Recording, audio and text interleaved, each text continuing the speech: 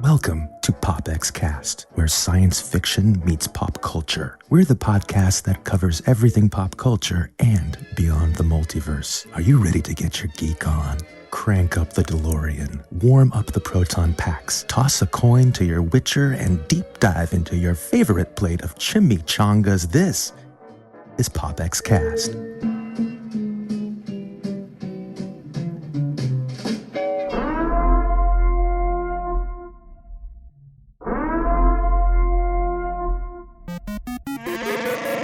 You are listening to PopXcast, where science fiction meets pop culture.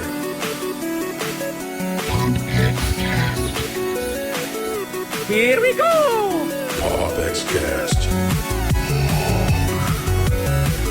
I was born in it, molded by it. PopXcast.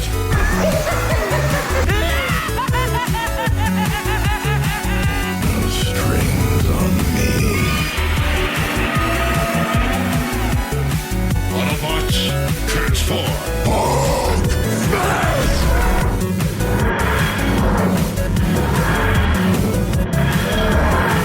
I'm Batman. By the power of Grayskull. PopXcast. We're doomed. Goal here at Tyrell. More human than human is our motto.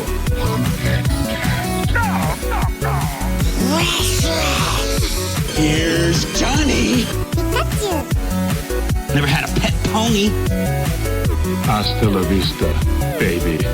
PopXcast. Captain's log supplemental. Negasonic Teenage.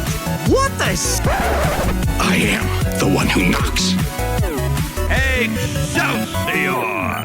Good old Stan Lee, Excelsior, episode 131, coming to you tonight right here. This is PopXcast on this October the 3rd, 2021, and we have Team PopX assembled here. What is up, Lindsay Badger? What is up, my cousin Austin Burke? Hi. Hi. Hello. Hi. What's going on? What's up, everybody?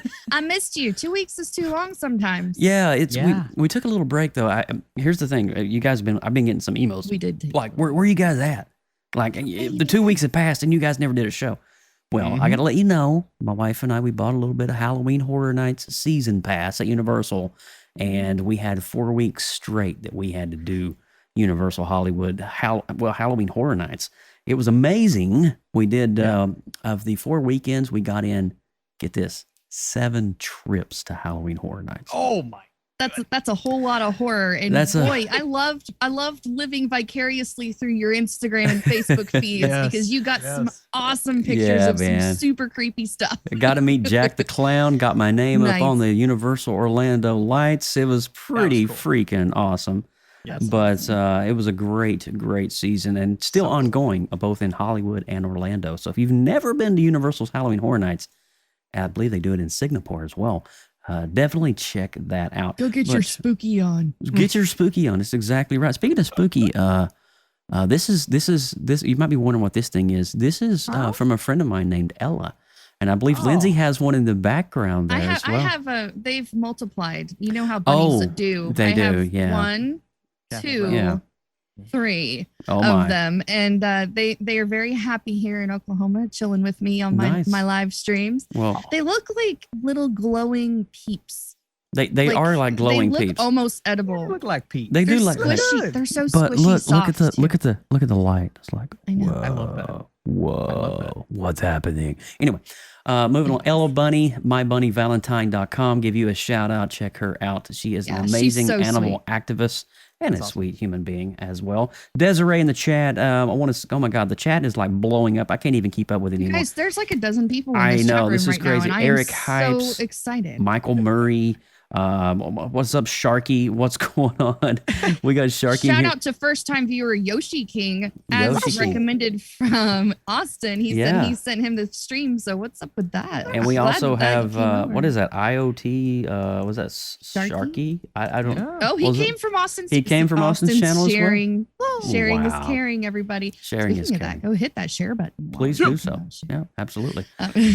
So before we get into the actual formalities of the show, Austin, you have been all over the freaking world and back.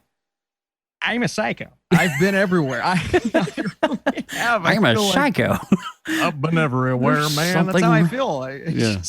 And I've been, doing some really fun things. Got to go to some screenings. No Time to Die. That's where I saw Venom earlier on in the week. You got to see little Denzel Washington in person. Yeah, man. Old Denny. Old Denny. We're on. Good old Denzel. That was my first ever Q&A. Didn't get to ask a question, so I was disappointed. But just to experience, Frances McDormand and one of my favorite directors, Joel Cohen, it was cool. And this week I'm going back to New York and watching Dune, and I believe a couple, including. Wait, you're seeing Dune this week? Seeing Dune this week. All right, everybody in the chat, I hate you, Austin. Yes! No, but you know what? The good thing is, though, you're going to get the lowdown before everybody else, so you're going to let us know. You're going to put that video out, and when that embargo lifts, and we're going to be able to know exactly what's going on. So I can't wait to hear what you have to say about Dune, man. I'm really excited. I'm so excited. But with all that said, you guys ready to kick this show off? Let's do it. Let's do it. Austin Burke, lead us in, man. All right, guys, welcome to PopX. We are happy to be back where science fiction meets pop culture. I'm Austin Burke, the Appalachian geek at heart. We would like to welcome all of you all to join us live in the PopX.live chat room. Come hang out with us and join the conversation at PopXcast.com. If this is your first time tuning in to PopX, the first 10 to 15 minutes, we run down the headlines since our last show, and then we dive deep into all things nostalgic on retro, rewind, and then at the halfway point we hit on the show's topic, and today we are Venom, and we are talking a lot of spoilers for Venom, so get hyped for that. Yeah, I'm so excited. I am Joseph Burke, Central Florida seasoned comic book nerd and retro enthusiast and founder of PopXcast.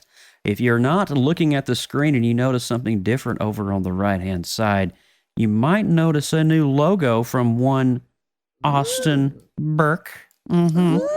Yes, a little, what do you call it? Preview, a little premiere, if you will. Little taste. Little taste. But also join Lindsay and myself and a host of other creatives on our weekly streams of Creative Multiverse right on Haps.tv. One of the cool things about Haps.tv right now, it is October. We are right smack in the middle of Inktober. It's kicked off officially. We're on day 3 today. And so immediately after tonight's show, we are going to go over to the Creative Multiverse. Myself and Lindsay will be there drawing tonight. Literally 1 hour after the show ends, 11 p.m. Eastern is when that kicks off. Join us. I'll drop the link so you guys can join and watch the fun. So, but to definitely check out the Creative Multiverse over on Haps.tv. It's a lot of fun. And there's a lot of cool artists participating in Inktober. So it's been very exciting to see all those streams. Well, if you guys don't know it, I am Lindsay Badger, your favorite geeky okie. And our last episode, not 2 weeks ago, but a month ago, we rolled out episode 130 where we talked about Shang-Chi, and we rewind back to the retro land of Batman 1989, which was so good. I enjoyed that episode so much. So make sure you go and check that episode out over on our official website at popxcast.com, and all of the other awesome episodes that we've been cranking out for you over the years. All are there for you to watch in the collective archive of PopXcast. It's true. It's all right. So while you're here tonight, if you're liking the show, please make sure that you are smashing that like button and you're throwing that subscribe button and the bell and the whole. You guys know the thing that you do on the YouTubes. Just do it all. Just do it all. As we schedule our shows, the future shows will show up and you will be notified when our next show is happening if you are subscribed. So that is nice to know. Also, podcast friends, please make sure you go over and give us a lovely 5-star rating and review. It helps. It gives us all the warmth. It gives us all the feels. All the feels. In the places that shouldn't be having feels. I like to be felt. I love it. Joe, you should probably take your phone out of that spot if you don't like it there. But it's on vibrate, Lindsay. Stop calling me. Sorry. Anyway, I want to give a quick shout out right quick over. There's a YouTube buddy that is on my channel at Joseph Burke Arts. Is here tonight. Is his first time watching live. DC is in the house. DC Dude, JRS. what's up, DC? Yep, that is I know that's DC. the DC from our creative multiverse, the very one. And the lovely Miss Desiree as well. Hello, Miss Des. Good to see you. And the View with the Dude. What's up, dude? Hey, thanks for tuning into PopXcast. Well, guys, are you ready for some PopX news this week? Let's do it. All right, let's do it. Don't go anywhere. PopX news coming your way. Extra, read all about it. This is PopX News, coming to you live right here on PopXcast.com. Yes, PopXcast.com leading off this week. Wow, we have, I believe Austin has been trapped into the multiverse there. Oh boy. I thought it was just his 56K motor. How about them cats? Anyway, if there is one thing that you're freaking me out here, Austin, I have. Did he get turned into a pop vine? His head's not big enough. Okay. Anyway, if there's one thing Daredevil fans want, it is. He's still doing it, isn't he? Yep. God. There's one fan flavor. I'm gonna do it. I'm gonna do this. So I blinked. Can't. He blinked. Yep. I bet his butthole's puckering up right now. But anyway, Daredevil fans want is to see a fan favorite Netflix series saved. Nearly 3 years after the series was canceled, fans are still calling for the series to get new life for even the characters and the actors that play them in the Netflix's series.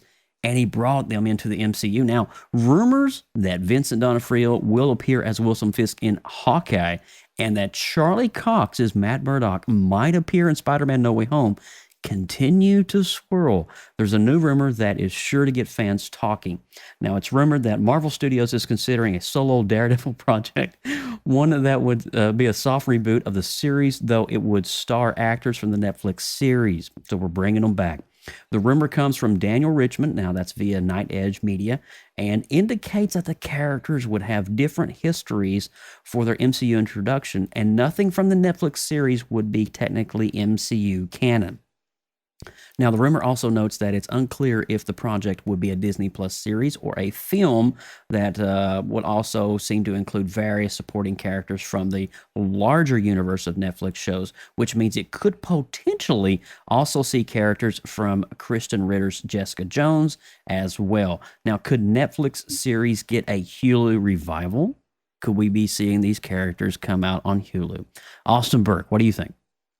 I love the idea of a soft reboot for these characters. I think it's one of those things that fans have. Beautiful. Did you like that smooth transition? I think we just got a couple of subscribers from that moment. Yeah, just a little bit of lag going on there. Sorry, guys. I think it's. You're rattling my vibranium right now, big boy. You don't be doing that. Because you know what happens when my vibranium gets rattled, bro. No. Yeah, okay. I don't know how you kept your cool during that. Dude, I was literally blocking you out in my peripheral. I was like, I can't look at him. And I almost broke halfway. My massive head. It's the fall collection of IKEA. It's not me vibrating. It's the fall collection of IKEA. I genuinely think this is smart because Marvel knows and Kevin Feige knows the impact of these characters, and you got to bring him in the MCU eventually, right? So at some point, yeah. So why recast when there's already this love and affection for characters that were loosely, according to a lot of producers, already in the MCU? Now, like you said, Joe, soft reboot. I'm absolutely okay with that. Yeah. I'm interested to see how they do it because it's like, does that take away from our love of these characters have different stories? But just to bring them in the MCU that way. But now we're seeing that there are new ways to bring characters into the MCU. So which route are they going to go? I'll be honest with you. What do you think? I think with the greediness that it needs to be done for Punisher, for Daredevil, you can't tone that down to a PG-13. That's Matt Murdock is brutal. There is blood involved. There's bones breaking, and there's chaos. I think honestly, it would be a great opportunity for Disney Plus to push those over to Hulu, and that way we would get more of an expanded universe, much like they did with the MODOK series. So I think it would be great if they could do that, and that way we will get it unfiltered with the rated R rating and just the way it's meant to be comic book accurate. That would be my take on it, though. I think that allowing Hulu to be the grown up playground per se, so that you're keeping them in the categories. I think it's fantastic. Yeah. Well, and that's kind of the rumors going on with Deadpool as well, right? They're thinking about doing something with Deadpool or a show, X-Force, on Hulu, and that will in turn be their home for R-rated content. So why not throw in all of these other Punishers and Daredevils of the world that feel like they belong in that world? So I love that. I think that's the best idea. I think it's smart, and I think that it's usually this Night Edge Media has been pretty on point with a lot of their predictions as well, and some of the things that they have actually leaked have come to fruition. If you're not familiar with Night Edge Media, there's kind of like cloak and dagger type thing that's in the media entertainment industry. So it's very interesting. But we shall see what happens with these awesome characters. I can't wait to see Charlie Cox back as Daredevil. Yeah. I mean, that's pretty awesome. Austin Burke, what do you got for us? All right, so let's talk some box office, and it has a lot to do with what we're talking about tonight. So Venom Let There Be Carnage is opening big at the box office this weekend. Sony has reported that its Venom sequel will open with 71.3 million. Now, those were the early estimates, and those have actually been updated since then, so we'll talk about it over its first 3 days at the box office. That includes 37.3 million from its opening day alone, the second highest of the pandemic. Other analysts project the film may open higher with upwards of 80 million. Now, I'm going to pause right there. So the updated updates to the updates, right? So they've been updating throughout the day. Okay. And basically all of the forecasts have been underselling it. The final total is $90 million. Get the frick out of here, dude. 90. So the original estimates were 50 million. It broke it by 40 million, actually beat the first Venom opening weekend during a pandemic. Now, we'll have to see how the second weekend holdover is, but 90 million is incredible. And you rarely see estimates undersell something like that to that degree, but Venom just kept trudging and trudging and trudging Saturday, Sunday, right? So that's pretty incredible. And going back to what it could have given Venom Let There Be Carnage, the second highest October opening of all time. The first is 96. It's still Joker, still holds that title, but 90 million during a pandemic, right below Joker, with a film that nobody expected to be there. That's incredible. So the first Venom ended up opening with 80.2 million, 10 million below Let There Be Carnage. Guys, what do you think about this? Man, this is huge. I got to tell you one thing. I went to the theater last night with my wife, and we saw it for the first time together. This is the first Marvel movie I haven't went on preview night on Thursday night to watch. I promised her that, you know what, this is going to be one Marvel movie we're gonna save for date night. I'm so glad we did, because a lot of my reactions were the same reactions she was having in the theater. We got to have that first response reaction time to a movie, and it was great. But I got to be honest, looking around my theater and seeing the buzz in my lobby, it was electric. It felt like, we're back at the movies. And I've been back to that cinema a couple of times to see some movies like Free Guy and stuff like that. But last night, there was just something. It was a Saturday night in suburbia Orlando, and everybody was out to see Venom. And it was just amazing. 6 of our 10 cinemas were Venom. And it was just fantastic. And so the concessions were going, popcorn, soda. The theaters were. It felt good. I kept thinking to myself, "We're back. We're back. Venom brought us back, baby." You know, Black Widow kind of did that. There was a little bit of discrepancy with the live streaming versus what's inside of the actual theater. It wasn't near as packed. Last night, that theater, dude, that was an opening Marvel weekend movie theater right there. That was a great turnout for my hometown here. Well, I think that's sorry, Lindsay. I was just going to say, I think that's the difference between movies that are doing simultaneous streaming releases and movies that aren't. And I think that's going to hurt Dune. I believe it hurt Black Widow with its second weekend. I believe it's hurting some of these other films. So part of me wishes some of these bigger movies like a Dune, and thankfully Eternals will be, but would just be hitting theaters and not streaming at the same time, because this 90 million, you can't go on HBO Max, you can't go on Disney Plus and watch this. It's only in theaters. I think that's a big part of it. Lindsay, go ahead. I was only going to say I didn't get to go to the movie theaters until this morning. Like I caught the matinee first showing of the IMAX this morning. So I missed like the big buzz of the Thursday, Friday, and Saturday night showings. But let me tell you, when I'm driving up and down between football games and whatever else, I saw that parking lot. Mm-hmm.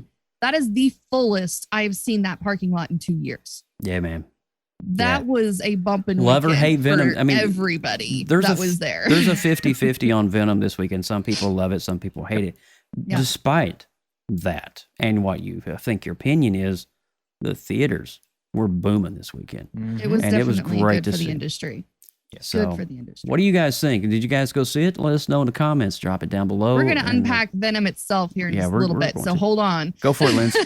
All right, we got a little toy news. We don't talk about a lot of toys. I know, but this one caught my eye. So look at this thing. All these kids know what Nerf is, right? Okay, so Nerf came out with this new Mega XL line, and I hope Joe has pictures to share with us. It's already on the live stream. Oh, nice. Okay, so the Mega XL line is all about the big blasters that fire the big darts, baby. Oh yeah. In fact, the Mega XL dart is twice the size of Mega darts.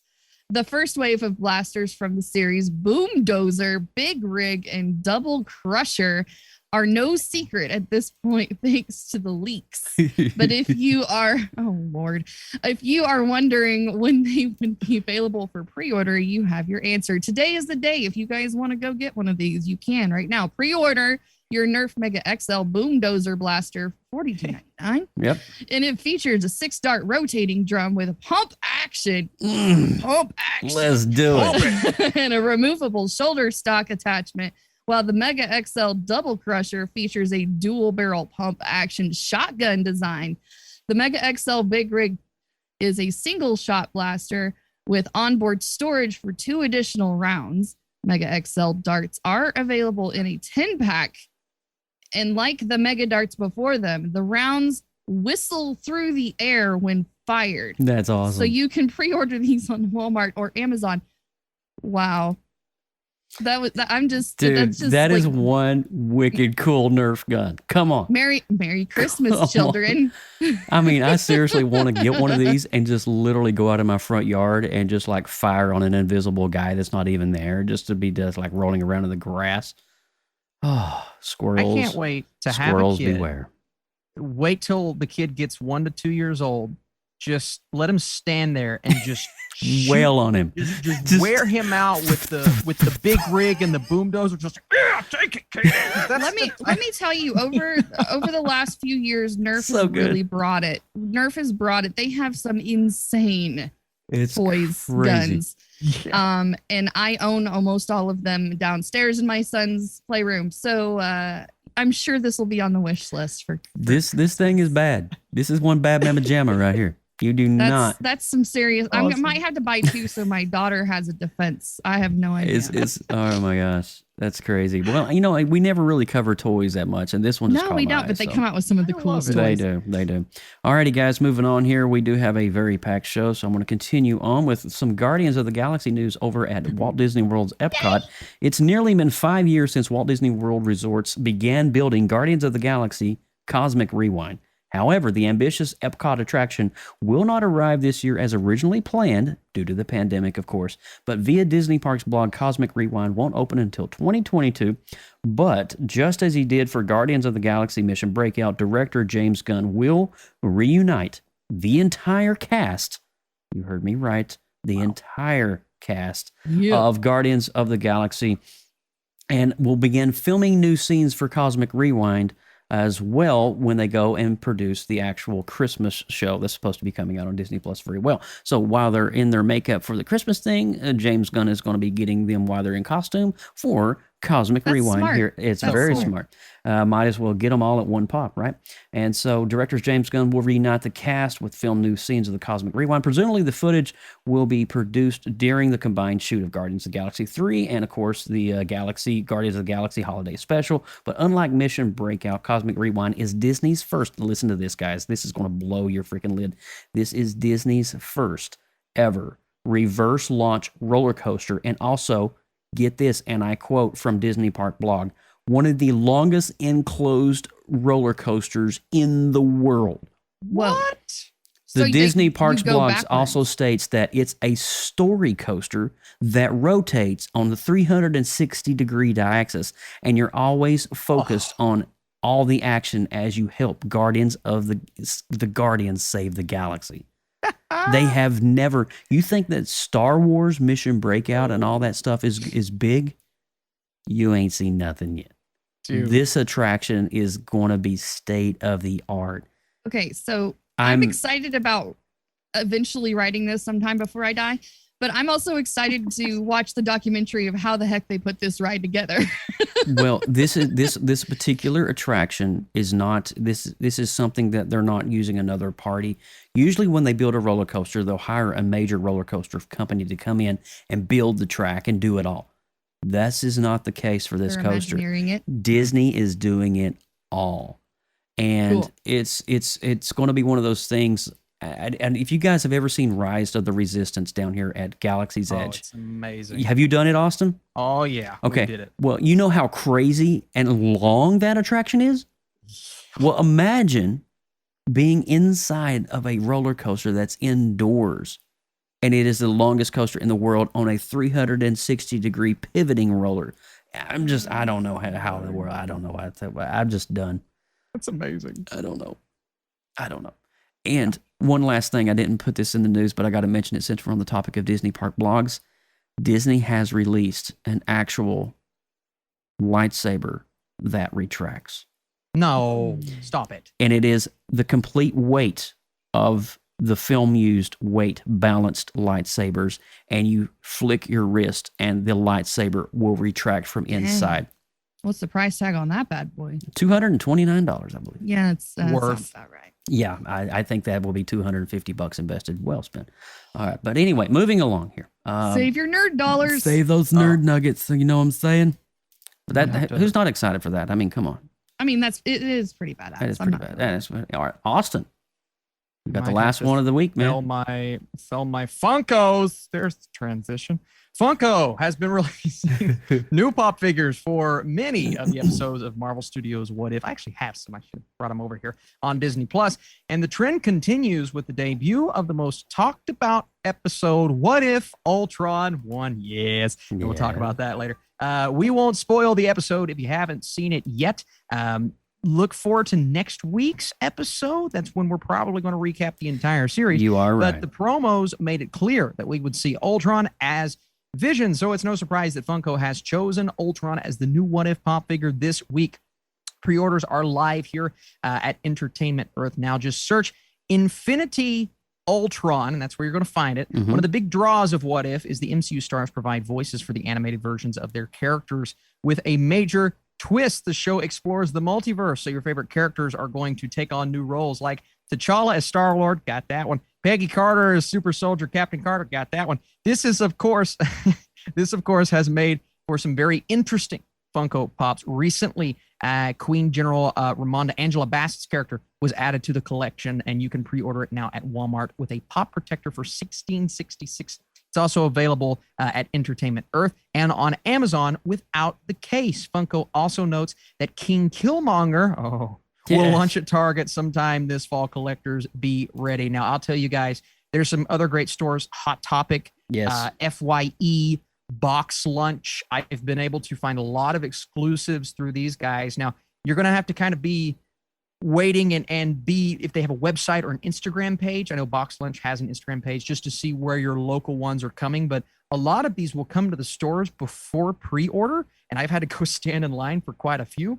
For these two Venom figures, those are examples, but the What If figures are really hot. So those are some great places to get them. But if you have the patience to wait, pre-order on all the sites I just listed are good options as well. Do you guys like these Funkos? I do like the Funkos. Actually, as a matter of fact, I have about 98% of all the Incredible Hulk Funko Pops ever released. But having said that, there is one Funko Pop that eluded me, and it is what they call the Blacklight. Blacklight Ragnarok Hulk. I think I've seen what you're talking. And he is lime green, and he's reactive to blacklight, but he's painted like a comic book. Yes. It's so rare. Like he's literally going for $300 on eBay right now, and I'm like, there's no way in hell I'm going to pay that.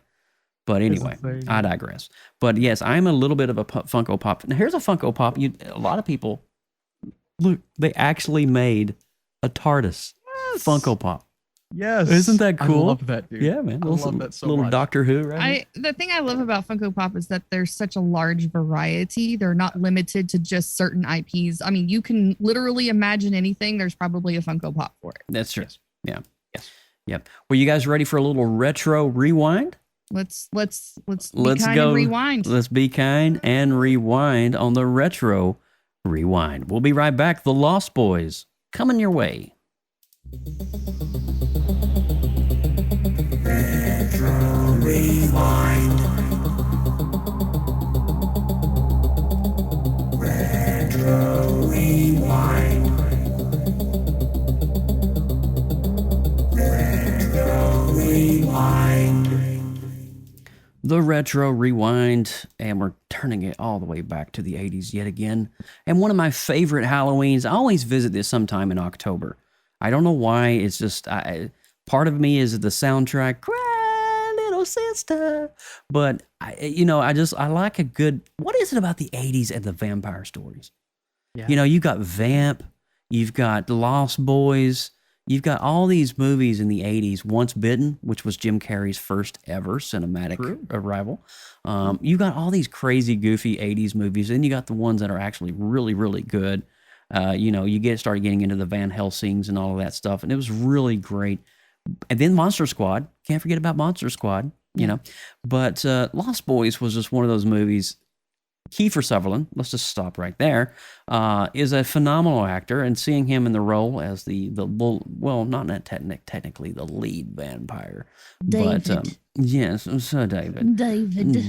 But we get a family that's moving to this kind of coastal community town, and what they don't understand and what they don't know starts to consume the family, especially the older brother, and we see his wanting to be accepted among his peers and willing to do anything it takes. And in the end, it ends up costing him, technically his soul to an extent. And so we see that whole story unwind, but then we see his little brother and then Corey Feldman. We see them all try to get together, to band together to try to save and kill the king of the vampires. And so, talking about this one, Wolfman's got nards. That's right. Somebody's been watching the Monster Squad. I love Wolfman. Such a great quote. But it's really interesting. I want to talk a little bit to Lindsay and Austin here because I've seen this movie a dozen times. This is in the Joe's top maybe 40 80s movies of all time. Austin Burke. Have you seen it before? And if you That's did what you I was rewatch wondering. I was it? like, is this a first watch for you, or have you seen it before? Not a first watch, although it's been a long time. This was one my dad really, really loved. So he would put it on all the time when we were growing up. And I remember it being this somewhat like campy-ish, comedy-heavy. And I forgot it was Joel Schumacher, right? So it is Joel Schumacher. Yeah, which is crazy because there's this stigma of Joel Schumacher. Like some of the bad movies that he's made, they overshadow ones like The Lost Boys that just embrace that comedy to a degree that works extremely well, but you're also dealing with something that everyone's familiar with, and that is vampires, of course. I had a great time rewatching this. I did. It's one that maybe I wish there was a little bit more gore. Maybe I wish they leaned a bit heavier into certain things, but it's like the style of it all just worked so well, and Schumacher's hold on these characters. And I think it does such a good job of fleshing out, maybe not even individual characters, but like your groups that we're kind of focused on, and you get these incredible performances. Obviously, Corey Haim is really good, and your vampire group when they're taking Michael out. And there's one scene in particular that I latched onto about halfway through the movie, and from then on, I'm like kind of all in on this style. Which one was it?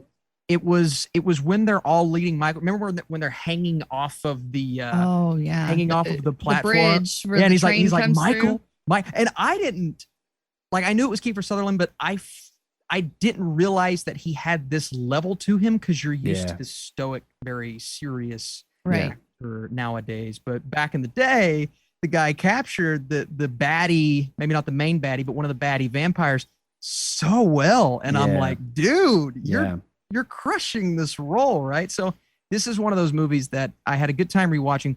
Madison had never seen it before. Really? So we start watching it and she's like, okay, what are we doing here? What is this? And I'm like, I just did it. It's good. Just, and by the end of the movie, she's like, that was a fun movie. Really? That was a really fun movie. So she ended up really liking the film. Yeah, you got to be patient with it. I mean, it doesn't really get going until about 25, 30 minute mark. You start getting a little alludes here and there to the vampire tribe, if you will. But the story really doesn't kick off until we start seeing the brother become a part of this clan. And that's when it kind of starts taking off from there. And we see, his younger brother, Corey Haim's character, God rest Corey Haim. He passed away, right? I think Corey Haim died.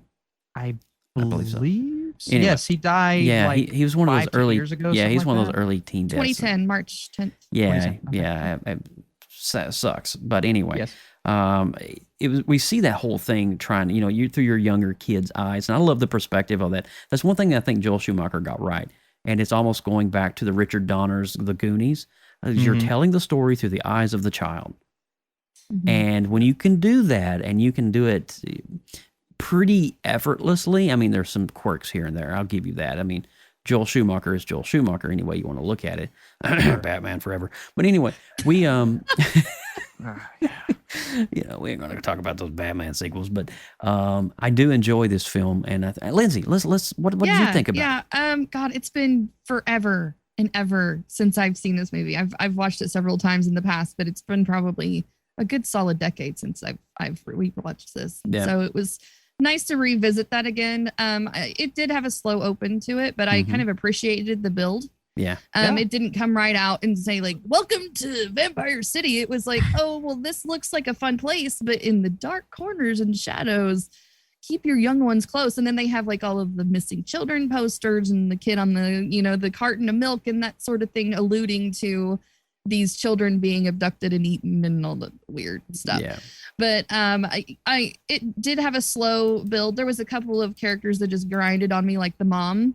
I can't. She's just naive. It's the naiveness, standard trope, helpless female that, if there was a stairwell, she probably would have been running up it. Anyway, so, I always will see that actress as Edward Scissorhands' stepmother. I know. Well, here's the thing too, is I could not get past the Goonies feel with Corey Feldman either. It was the same thing. And I was like, why? Corey Feldman, Corey was typecast back in the 80s for that particular, you think of the Stand By Me, and it's Goonies. the same thing with Alex Winter as one of the vampires. I was like, where's Bill and Ted's gonna show up and go travel the time? It's just you have all of these huge name actors that may not have necessarily played their huge roles just yet, but now in this current moment, you know them from there. So it's just like, well, this is just a wacky circus that we're just going to put all these people together. Yeah, and I had forgot totally about Alex Winter being one of the vamps. I was sitting there, I was like, whoa. Yeah. San Dimas. Well, and Edward Herrmann is just a fantastic, the head vampire, for those who don't know who Edward Herrmann is. He has so many good smaller roles too that he plays. And I was like, man, you're just like the dad. Yeah.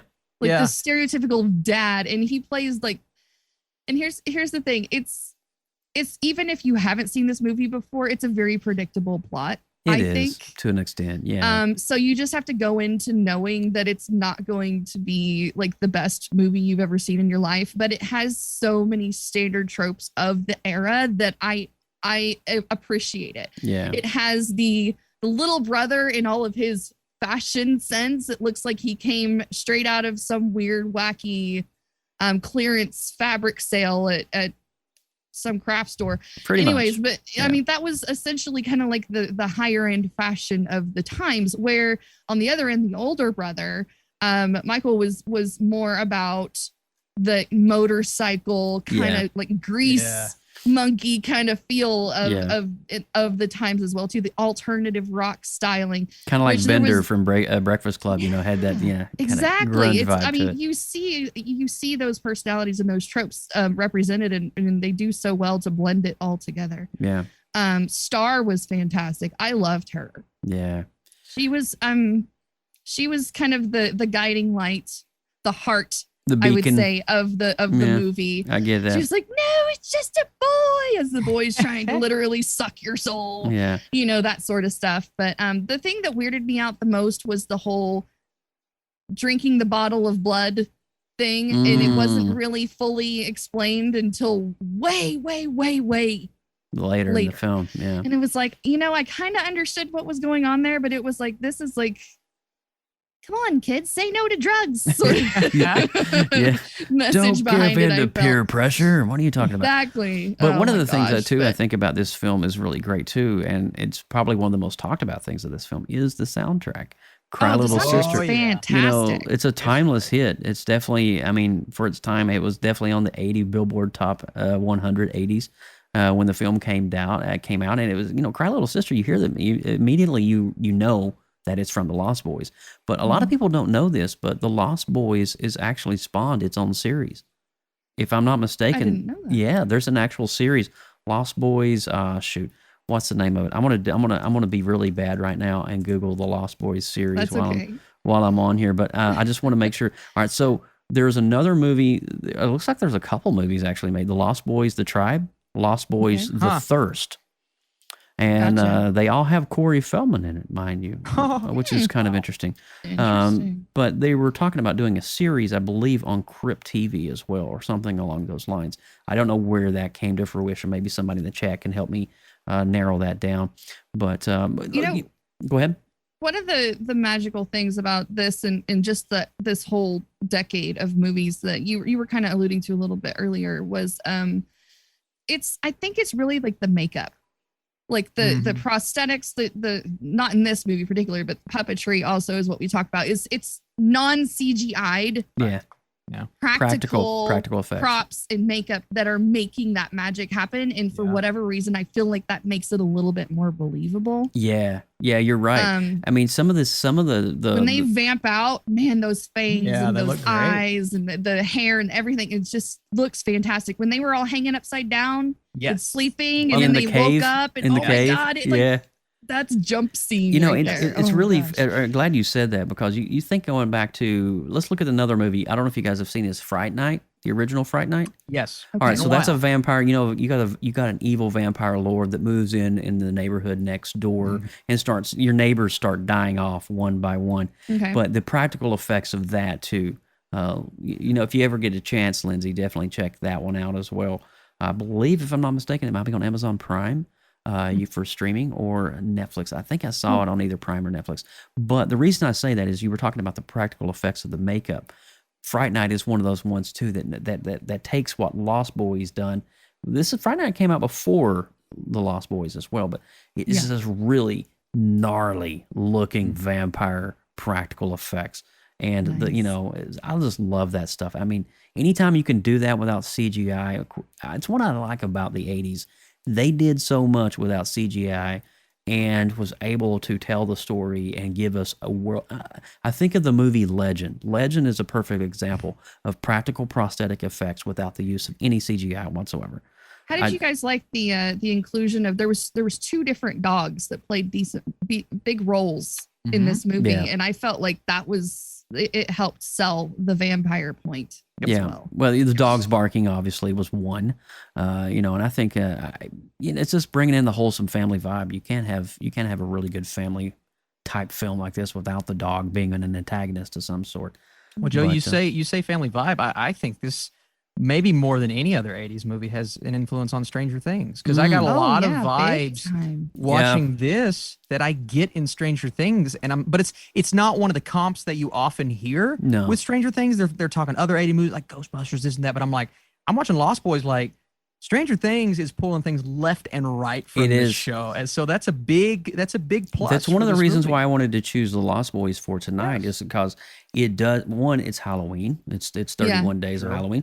But number two is that it's so iconic, and it spawned so much after this. Other films and other franchises were kind of like, literally, The Lost Boys was a pivotal point for a lot of these other franchises to be able to succeed. Buffy the Vampire Slayer, for one. You keep going on and on. Right. Yeah. But I want to make sure we get to be able to review this because we're getting low on time. I'm sorry, Lindsay. Quick question before we do, though. How did you guys feel about, so there was like a scale of how the vampires were killed in the drama of how they demised. So there was like, at the beginning, you stab them, poof, they're gone, right? Maybe a little goo involved.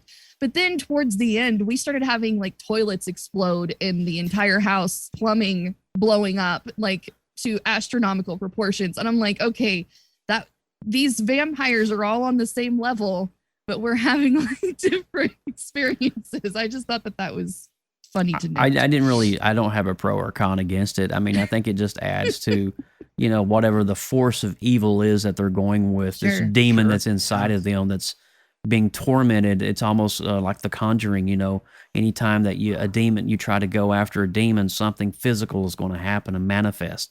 Well, a demon is really what's possessing them.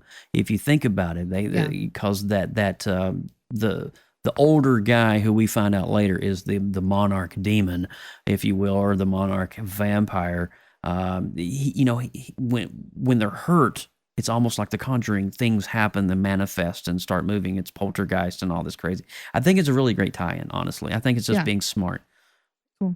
But all right, so you ready to wrap it up? Sorry, I mean we can break down all these movies all night long, but we do have to get to the main topic as well. Because we got the Creative Multiverse 11 o'clock. So, all right, Austin Burke, what is your score for Lost Boys? I'm going a solid 70%. Nice. I enjoyed this movie, man. I had a good time with it. It's one that I think is an 80s classic for a reason. It influenced, like I said, Stranger Things, a lot of things to come. So a 70% for me. Lindsay Badger? I'm going to do it 6.7. 6.7. That's pretty good. That's not too bad. I'm going to go a 74% on Lost Boys on my end. I went a little bit higher just because it resonates a little bit more with me, giving my seasoned age, if you will. But yes, I really truly enjoy The Lost Boys. Definitely check it out if you've not seen it. We didn't spoil too much of the plot for you. We wanted to share a little bit. But speaking of plot spoiling, we are getting ready to transition into Venom. Let There Be Carnage. So we're going to roll the spoiler alert warning now. I'm going to tell you guys right up front before I even roll this audio sample. We're going to be talking about this end scene credit, this mid scene credit. We're going to be talking about it in detail. So if you don't want to hear about Loki and WandaVision and Doctor Strange and Multiverse, you might want to hit pause button on that because we're about ready to blow your lid. All right. With all that said, here we go. Danger. You are about to enter a PopX spoiler alert.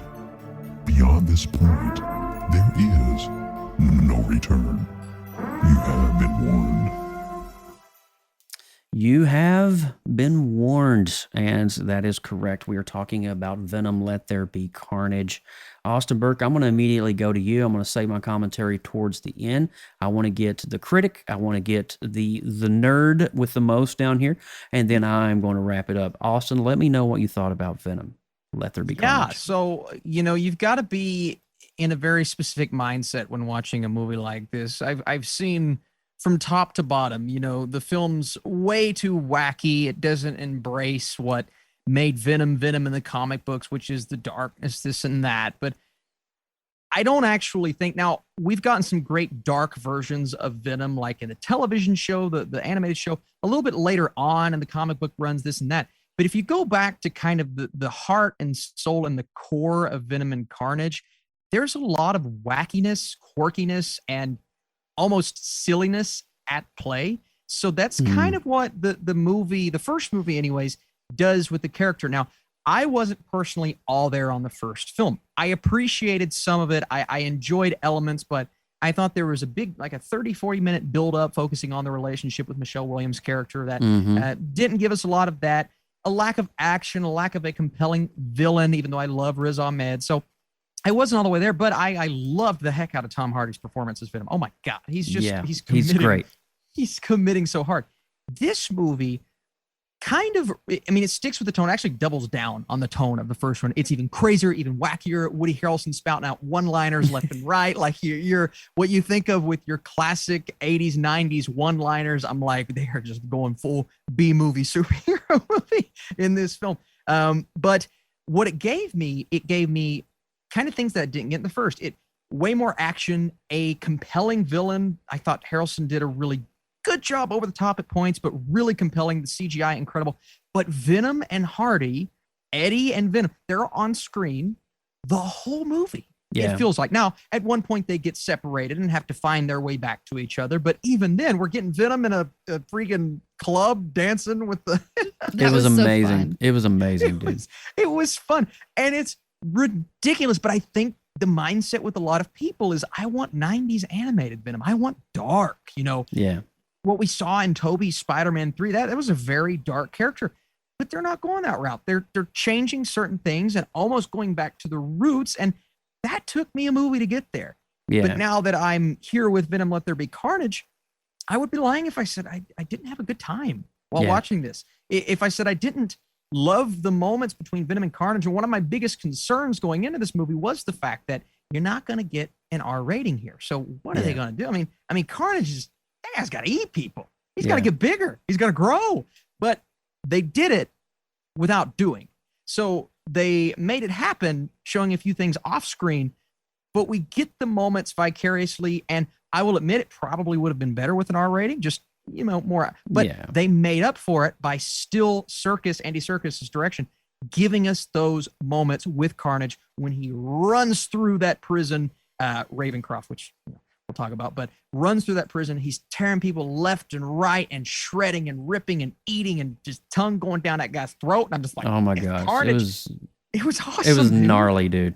It was so cool. And it's at its heart and soul, it's a comedy, but there were some horror elements in this movie. And when you get that big showdown at the end between Venom and Carnage, I got some like unnerving, uneasy moments when Carnage keeps growing and growing and growing. And the moment when he's dropping Michelle Williams' character, it almost felt like when Gwen went down in Amazing Spider-Man. And then we get the big bell, which kind of harkened back to Tobey's Spider-Man 3. So it's almost like Sony was paying homage to what has come before, but Tom Hardy going full crazy over the top Venom. And now I will admit, not every moment of humor worked, right? The comedy, there were some times when Venom would say things over top of someone else saying something, and I'm like, we could have just not recorded that line, not even dubbed that line, and maybe the scene would have felt a little bit better, because sometimes the humor got in the way of the story progression, and some characters didn't work, like the Michelle Williams' new boyfriend that Eddie didn't like. I thought he tried to be too funny, and I'm like, that good old Dr. Dan. Yeah, Dr. Dan. Just get out of here. Just get out of here. Why are you here? Yeah. And he's like, why was he here? He did nothing. Venom was right. He did nothing. Yeah, why are you here? At its core, it was great, and I'm very excited to see what this character's doing. We're going to chat with that here in just a second. I think you hit it spot on the head, though. This filming knows exactly what it is. Okay. And it's playing on it. And I kind of like the fact that they did make Venom an anti-hero, almost to a Deadpool type-esque feel. And just to harken back with the bell tower scene, that is from the Amazing Spider-Man comics, the original ones that Todd McFarlane drew. And there is a huge storyline after Secret Wars when the symbiote attached to Peter Parker. There's this storyline where Eddie Brock became Venom and went on to attack Peter Parker, Spider-Man, but the bell tower was the only way that Parker was able to escape the clutches of Venom. Lindsay Badger, what did you think? You're fresh out of the cinema, literally just a few hours ago. I am fresh out of the cinema. It's been less than 12 hours since I've seen this movie. Golly, it was just fun. Fun to go to the theater, fun to sit in there in the IMAX and just go on a fun ride. With with a title of Let There Be Carnage, I wish there was more carnage, honestly. Yeah. And not the symbiote. I wanted to see a little more death. And I know that coming from me, that sounds a little weird because I don't like horror movies. But I felt like, obviously, it's not rated R, so they can't go that far. But I wish it would have probably done it more justice if they were allowed to get a little more bloody. Right. But Tom Hardy, amazing. Oh, yeah. Woody Harrelson, creepy as hell and amazing. That whole postcard scene where they're and he goes and visits him and gets all the clues, and they do that whole origin story backstory with him. Cletus Kasady is a scary dude, and I loved every minute of him on screen. There was not enough of him, I feel. He went a little crazy off the deep end whenever he actually came out of prison. Yep. I was like, okay, I'm kind of done with you. But whenever he was in prison and we were getting his backstory and his creepiness, I loved all of that. Yeah. I could not get over the fact that Michelle Williams was in Dawson's Creek. So I really had some issues getting that separation of character in my brain. But she did really good job. Even whenever she had to play with Venom within her, and she was like, "Ooh, that was really fun." You know? That's great. She did such a good job doing that. And Shriek, she's literally like the copycat of the Canary. The Canary, the DC side, right? Yeah, kind of like the Canary, and then there's another.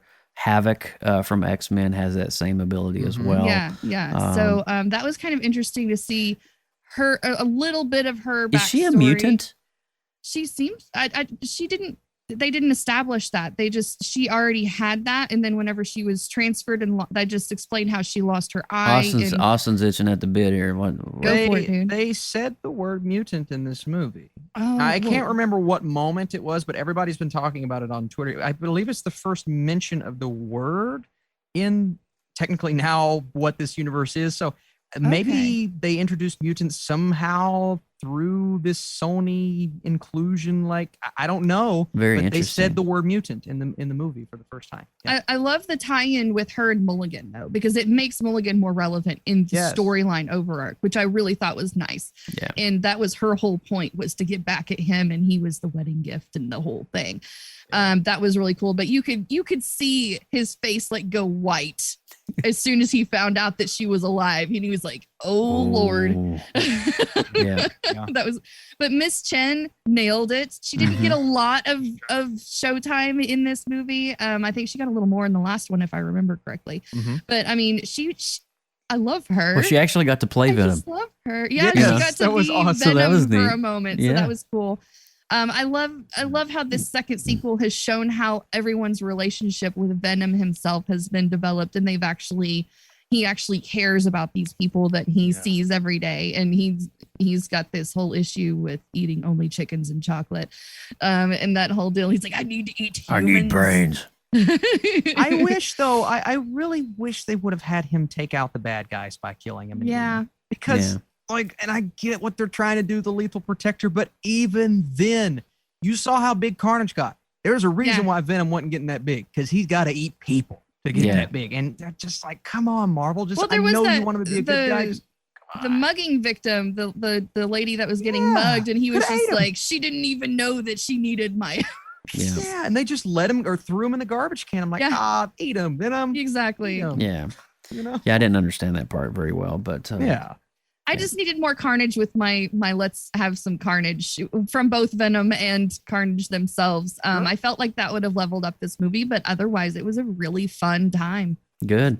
You know, and I'm glad that you said that, because for me it was a really fun time, because hearing my wife chuckle beside me on some of these scenes was just the rave scene was hilarious. It was the best. It's like, you know, and it was great. Great costume, man. I kind of feel like some parts of the film was very rushed. I kind of felt like, 90 minutes. Yeah, I mean, it especially like let me give you an example.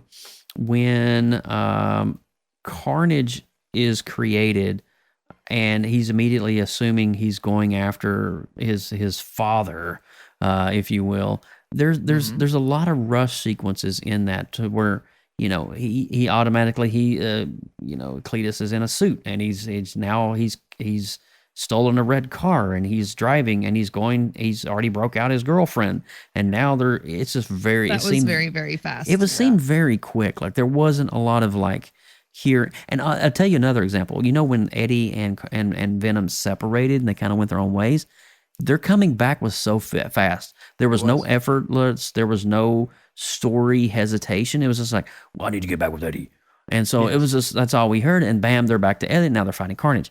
I get it though. It's an hour and a half film. Yeah. You know, you can't really expand on a universe that doesn't have a lot to expand on in the first place. So I get that. But that was really my only conundrum. I did love how Dr. Dan was like, they need couples counseling. That was funny. That is good. I thought the CGI was fantastic. The score was great. Andy Serkis directing this. I mean, that was kind of a nice little nod. I mean, Andy Serkis is a jack of all trades, dude. Yeah. I didn't really see that coming, and I forgot he was the director until a lot later, and I saw his name on the title, and I'm like, well, okay, let's go. But long story short, we need to probably talk about the elephant in the room, right? Yes, that end scene. Yeah, so mid-credit scene. We're ready for it. You guys ready for it? Let's do it. Eddie is in what is believed to be Cuba or some kind of area. Some tropical getaway out of the United States country, on the run, sort of. Havana, maybe, or maybe Brazil. We don't really know where he's at the moment. And the place is pretty run down. Like it's a shotgun shack type place with just one bed. And they're watching TV and some kind of like weird Spanish soap opera. And all of a sudden, see Peter Parker come on the screen. And we get J. Jonah Jameson. And he's like, Eddie, who is that? And he starts licking the TV screen. Well, in that moment, the whole screen goes white. The whole room lights up. Everything flashes, and within a moment, the room becomes a modernized, clean, like a 5-star resort. Like a room. It looks like some kind of sandals resort in Ocho Rios, Jamaica, or something. But it's the same place. And what I believe now, Austin and Lindsay, you guys can help me on unpacking this. I believe that is the moment where Doctor Strange literally cast a spell to make the world forget about Spider-Man. Yes, I think you're right. I have a feeling, and I think it's going to be tying into at the end of Loki when they crossed into the point of no return into the multiverses, the convergence. I believe that's all really interconnected specifically. But more specifically, that spell that is cast in Spider-Man. I think you're spot on. I feel that's what it is, but it raises a bigger question. Did Venom forget about Spider-Man as well? When the spell is cast, well, here Eddie may have forgotten about him, but does the spell work on a symbiote?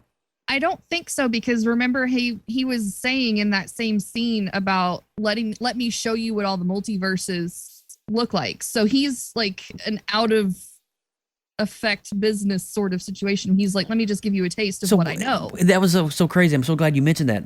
He got a snapshot. Let me show you what I see. Yeah. And it was just like, I didn't even know he had that power. Well, the thing is though, when that happened, he said, I've been to all of these different universes and I've seen so many different things. 80,000 years old or different something. Dimensions. Yeah. But after that happened, he said, that wasn't me. I remember that line specifically. He said, that wasn't me. And is he pulling our leg? That wasn't me, or was that just so strategically timed that Doctor Strange does it, and so they go to that place? And when Tom Hardy plops up on that new bed, he said, "Well, that wasn't me." And then that's when the TV screen comes on. So yeah, I think it was just the timing. The thing about this is when Doctor Strange does that, all of these characters from other universes, the villains, are going to be transported because they have a connection to their Spider-Man. The thing about this character, Venom, he doesn't have a connection to Spider-Man. But the only way I can think in my head to tie this in together is he says, I've been to all of these other universes, so maybe the symbiote knows about the multiverse, knows about the other universes, because in one universe, there is a Venom that was attached to Tobey Maguire's Spider-Man. So maybe that's the symbiote's connection to the Spider-Man. So when they transport this symbiote, when he licks the screen, he says, there's something about this guy. So he knows, but he doesn't know. So there is a connection. So you're not going to get all these random characters coming to this universe. You're going to get Willem Dafoe, Doc Ock, Electro, and now Venom. What if in that moment when he licks the screen, he's seeing a guy in a very familiar costume, but with a different face? Yeah. Sure. It may be very confusing that way, too. Sure. Yes. I mean... Yes. He's never seen this version. Mm-hmm. Yeah. I mean, seriously, I have literally spent the last 24 hours unpacking that last minute and a half in my brain. Yeah. Like, I think the entire universe of people that have watched this movie is doing but I really, I agree with you, Lindsay, 1000%. And I think honestly, it's really unique though, how the symbiote remembers and has a way to recollect the multiverse. We didn't know that until now. And Alex looked at me and was like, because Alex is my wife, Alex, is unfamiliar with the Spider-Man comics. She said, does Venom and Spider-Man, are they enemies? And I'm like, girl, let me go home and pull some stuff for you from the Joe Burke archive of my comics. And I started showing her. She's like, wow, this is going to get really crazy. And I'm like, it has potential. If Sony and Marvel do this and do it right, this could be one of the craziest crossovers ever. But will we see Tom Hardy walking around in the MCU? I don't think they're going to be setting this up. And we saw Morbius. We saw Toomes in Morbius as well. Direct villain from Spider-Man. But we also saw in the Morbius trailer, we also saw a moment where he walks by a brick wall and it's Tobey Spider-Man on the wall. Yeah. So does Morbius change universes at one point in the movie? Maybe. I think the reason he's seeing Spider-Man, I think that's a direct adaptation from No Way Home. Because all those papers are on the walls, Spider-Man is fake. And, I think that is probably that. It's probably during that era. But it's weird because it's Tobey's outfit. Like it was his spider. It was his spider. Suit. It was his spider. Yeah. But we don't know. In No Way Home, maybe everyone gets to see Tobey Spider-Man. You know what I mean? Like maybe people see, there are multiple bad Spider-Man. Like all of this comes down to No Way Home. All of our questions are going to be answered. And I don't know if you guys saw this, and we could pretty much say it. There was a picture of Tom Hardy in a hat, and on the hat it said "Crew," and on a little logo, Spider-Man No Way Home. I remember seeing that. I did not see that. I remember. I kind of wish I would have. A crew member. Okay, there was speculation that he was just trolling everybody, but it could also be legit. So nobody can confirm it or one way or the other. Yeah. That is so. I mean, honestly, I don't know if I love the movie more or I love this mid-scene credit more. It's just like, holy cow, this movie. It packs such a punch in an hour and a half. But this might be one of the most talked about credit scenes in quite some time in the Marvel Cinematic Universe. And I believe that it's setting things up in such a great way. You know what I liked a little bit about this movie, not the in-scene credit, just the movie. Mm-hmm. Is that we wrapped up our love story. Yes. Agreed. I feel like we closed the door on the love story so that now we have an opening to a new adventure and we're not going to have baggage to carry with us, which I really appreciate. And Lindsay, that's a great thing to bring up too, because now that he is firmly in the MCU universe, no more connections in that universe other than our police officer, which they set him up to be a villain. So I think eventually Venom will return to that universe. But right now, wouldn't it be cool if we got obviously a movie with Venom fighting Spider-Man in the MCU and he sees maybe an alternate version of Michelle Williams who doesn't know who he is, or an alternate version of characters, right? Woody Harrelson died, which I thought sucked. I wish he wouldn't have died, but he died in that universe. Maybe there's a Carnage in this universe. So there's just a lot of opportunities now that he's in another universe to explore in another Venom movie. Really, really cool. The possibilities when you start talking about like things like the multiverse and how there could be another Carnage. Of course there is. There's multiple Carnages. There's multiple Venoms. But one more thing I want to talk about before we wrap this thing up really quick. Remember when Shriek went and got the police officer that made her blind in the eye? Mm-hmm. Why was the police officer's eyes glowing blue? Did he? That's what I wanted to know too. Seriously, did she make him a mutant? Connection to that. There was zero connection to why I didn't understand that. He wasn't blind. No, he had. Did she make him a mutant or something? But how? I don't know. That was one thing that I was just like, I didn't get that. Just glow. The answer is toxin. I forgot the character's name. I had to Google it. So in the comics, and this was a very recent run, he becomes the character of Toxin, which is a symbiote child of Carnage who attaches himself. So when he was defeated, he got a piece of that symbiote that went into him. But in the comics, he's an anti-hero, so he's a good and bad guy. So that's why I'm saying Venom's going to return, because he will have to return, I believe, to fight Toxin, that character. Wow. That was vaguely not explained. That was not explained at all. And see, I was like, all right, so now I got to ask you, is Toxin blue? Is he a blue symbiote? So Toxin is. How many colors do we have here? I believe he's red yellow with glowing whitish blue eyes, which is why they did the eyes like that. But he has a symbiote look to him, so eventually he'll be in the symbiote. But it's a different look. We're talking about the cop, right? Yes. Okay. Yeah. Mulligan. Mulligan. Yeah. Mulligan. Mm-hmm. Interesting. I wish they would have expanded on that just a little bit more. Sure. Like it's to me, it's almost like at the end of Incredible Hulk. Can we get Hulk, a Snyder's cut of this movie so we can unpack some stuff? Dude, I'm telling you, you're so right. What's his name? The guy who turns into the leader at the end of Incredible Hulk when you see his head moving like this. Oh yeah. It's kind of like that, which they never did anything with that. But I hope they bring him back eventually as that character. I hope so. Interesting. So I'm glad you brought the eyes up because I almost forgot about it. No, it was that something. Definitely made me question it too. I was like, what the hell? It was the only thing in the movie that I didn't understand. I was like, why is this cop's eyes glowing blue like Shriek's? It makes no sense. And so your summarization, somehow he got a piece of the symbiote? Yes.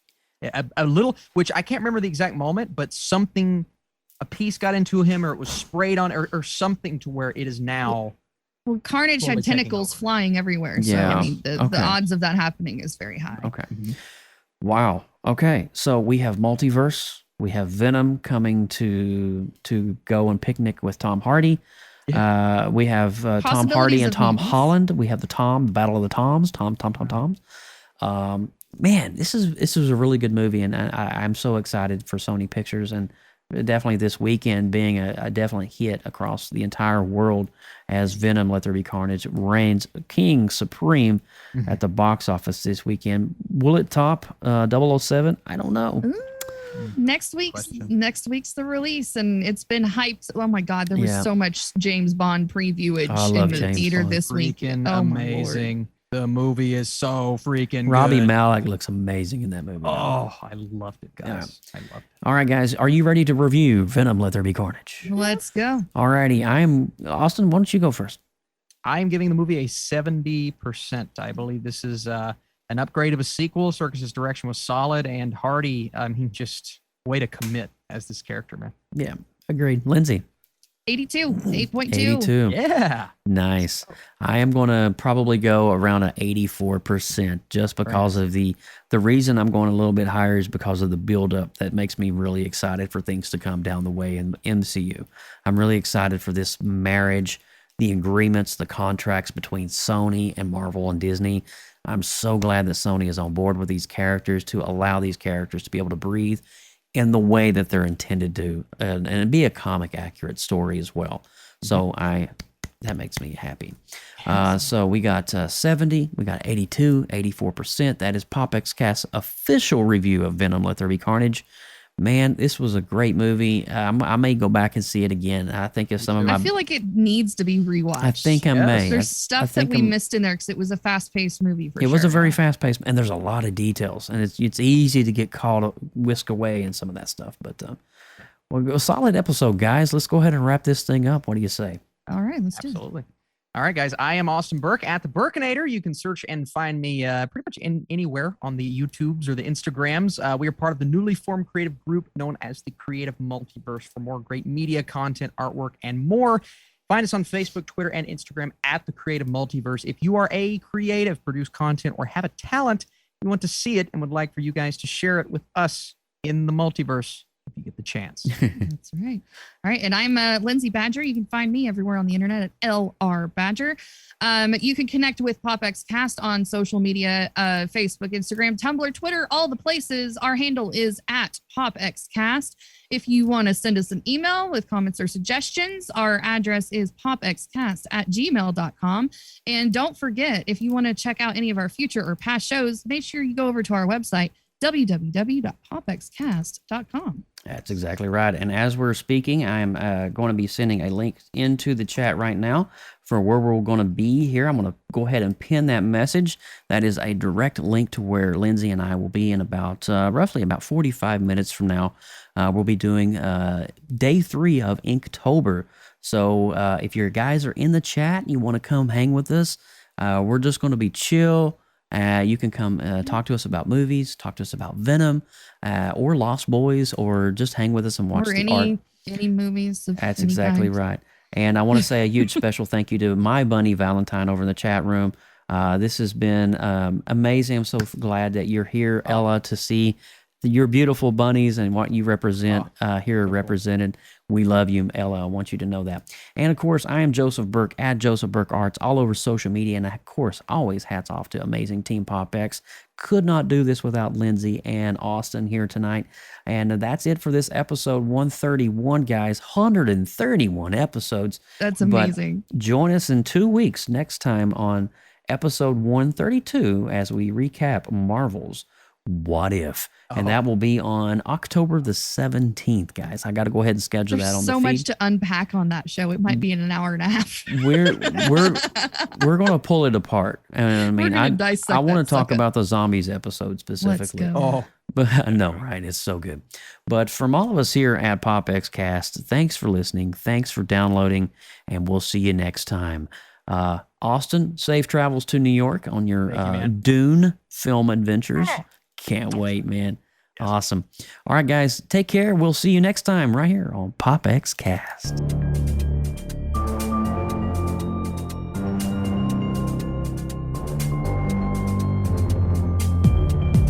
From everyone at PopXcast, thank you so much for listening. Please subscribe to our YouTube channel and click that notification bell so you know when we go live next. Drop us an email, popxcast@gmail.com. Throw us up a like on Instagram and all those other social media outlets at PopXcast.